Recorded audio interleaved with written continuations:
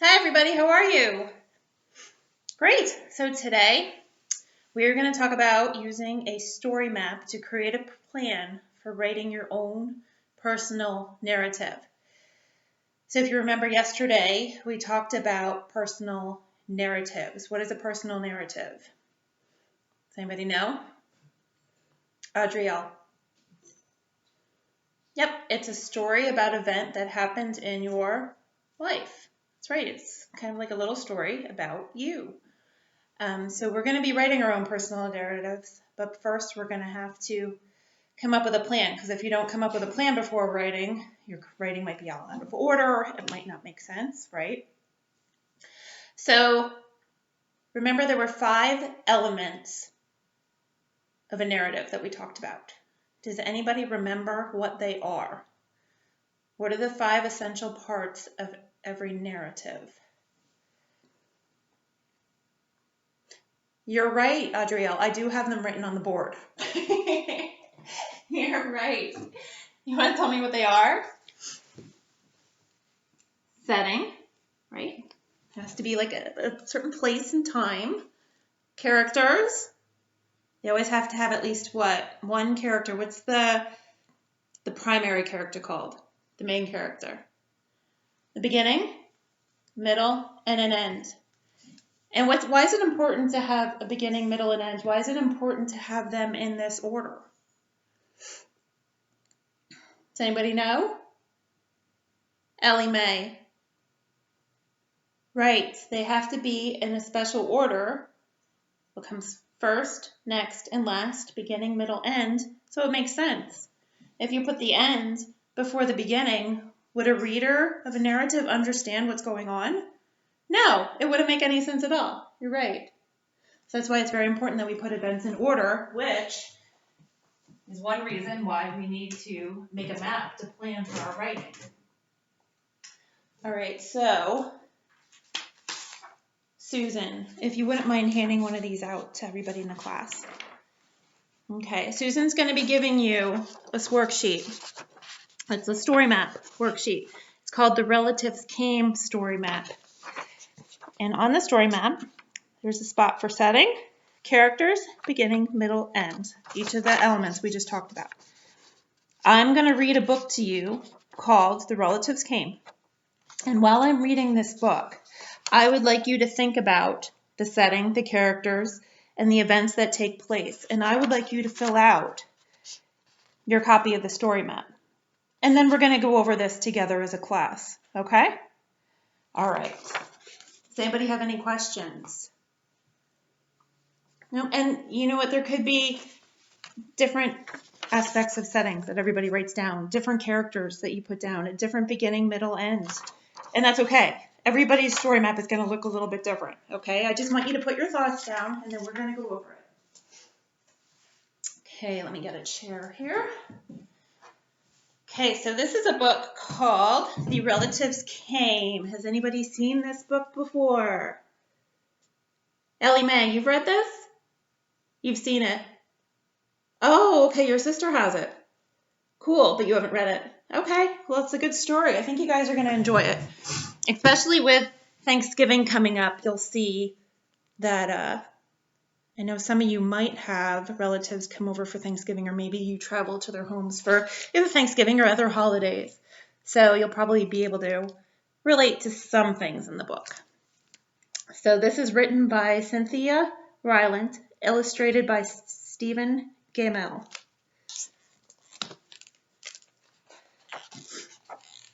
Okay. Let's try to get to the first page here.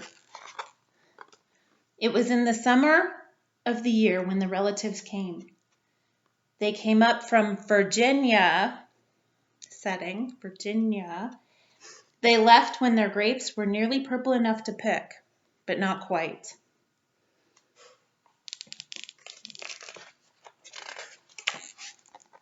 They had an old station wagon that smelled like a real car, and in it they put a nice chest full of soda pop, some boxes of crackers, some bologna sandwiches, and up they came from Virginia.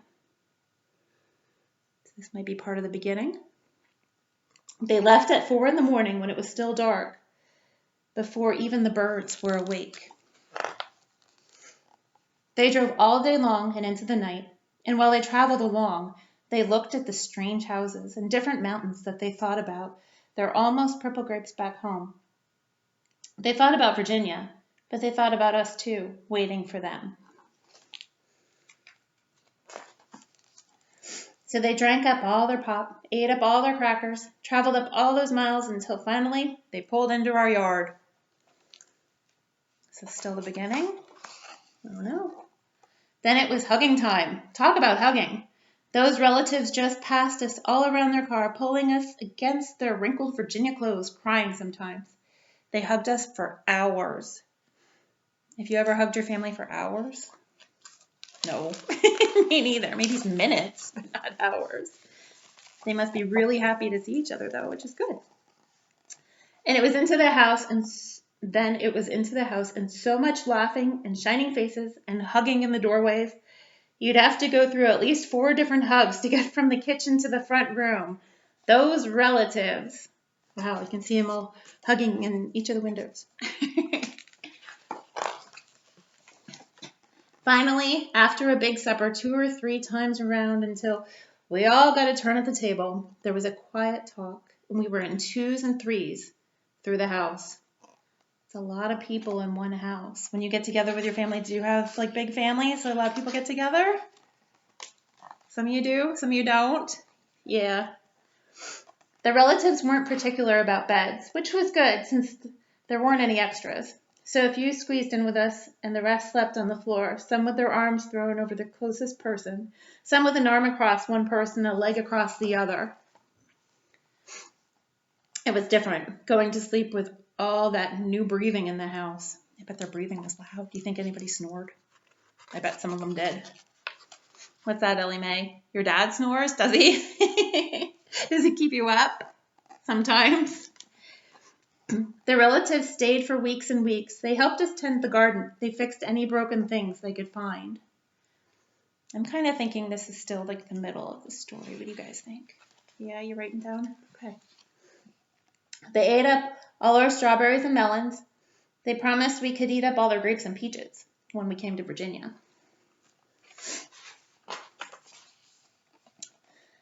But none of us thought about Virginia much. We were so busy hugging and eating and breathing together. Finally, after a long time, the relatives loaded up their ice chest, headed back to Virginia at 4 in the morning. We stood there in our pajamas, waved them off in the dark. We watched the relatives disappear down the road. We crawled back into our beds that felt too big and too quiet, and we fell asleep. Sounds like this might be maybe the ending. The relatives drove on all day long and into the night, and while they traveled along and looked at the strange houses in different mountains, they thought about their dark purple grapes waiting at home in Virginia. But they thought about us too, missing them, and they missed us. And when they were finally home in Virginia, they crawled into their silent, soft beds and dreamed about the next summer. So this was summertime. And they went to visit all their relatives. That's nice. Do some of you travel at summertime to visit relatives? Maybe people who live in a different state, different country even? Adrielle, you go to Puerto Rico? Every summer. Okay, that's great. Does your family there sometimes come here to visit you? All right, that's awesome. Okay, so did everybody write something on their story map? Setting, time, place, beginning, middle, end. I'm going to ask you to share some of your ideas, and I'm going to write them on the whiteboard here. Okay. Give me a minute here, please, to get a marker. All right.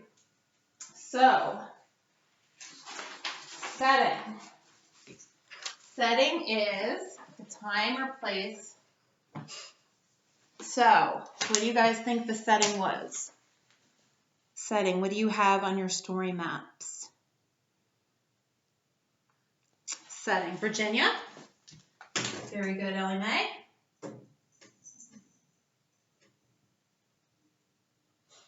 Can anybody tell me about the time? Adrielle. Right, they left their house at night and then they got there the next day. You're right.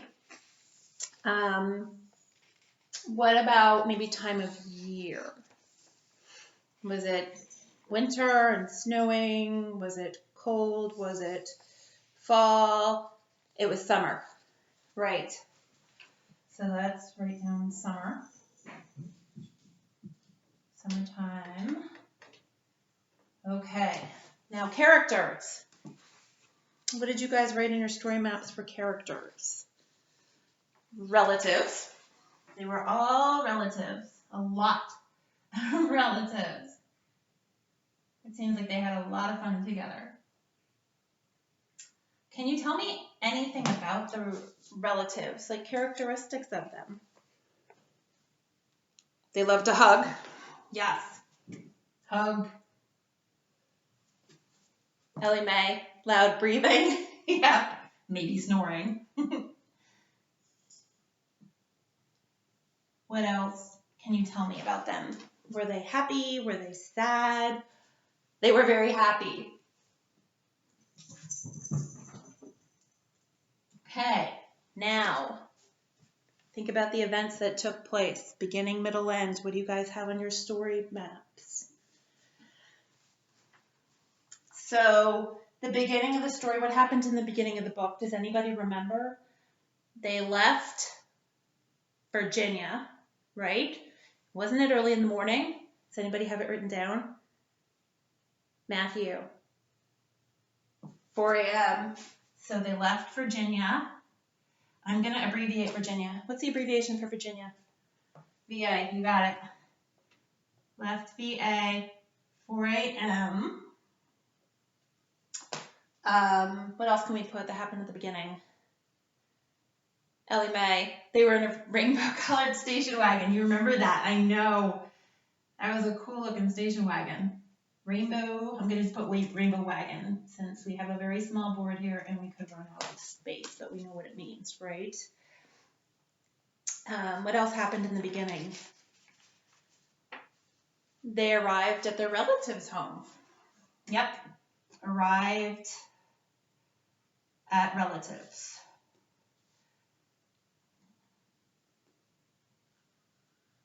Okay. Does anybody have anything else for the beginning? Susan, do you have any ideas? Okay, that's a good idea. Everybody was happy in the beginning. We can put that. All right, the middle. Any ideas for the middle? Matthew. Oh, that's a good idea. Okay. They stayed for weeks and weeks.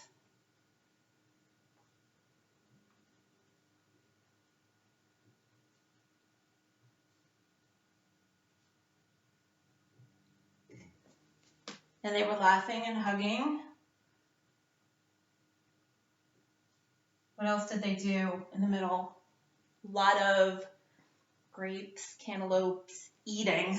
Yes, they did a ton of eating. Laughing, hugging, and eating. That seems to be what they did the whole time, huh? In the pictures in the book, did anybody notice anything they were doing that wasn't mentioned maybe in the text? Playing games. Mm-hmm. Games. Anything else? Susan. Making music. I'm just going to write music. Okay. I think we have enough for middle there. What about end? Anybody have an idea what happened in the end? They went home. Very good.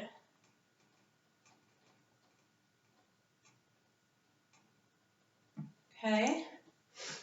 Adrielle. Everybody was sad. They were sad. Struggling to write down here. Sad.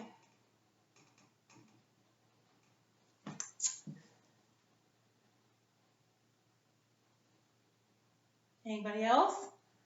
What were they when they were on their way home, when they were just getting home? What were they thinking about? Were they happy to be home? Yeah. And they were also sad to leave their relatives, but what were they thinking about? What was something that they were looking forward to that was going to happen? Very good. Visit next summer. Okay. So, this is a plan for writing a narrative.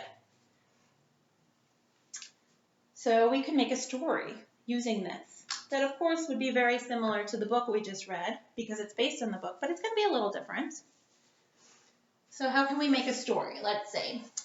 So it was Virginia in the summertime.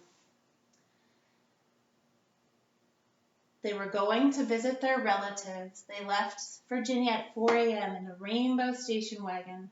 They drove all through the night to go visit their relatives. When they got there, they were really happy.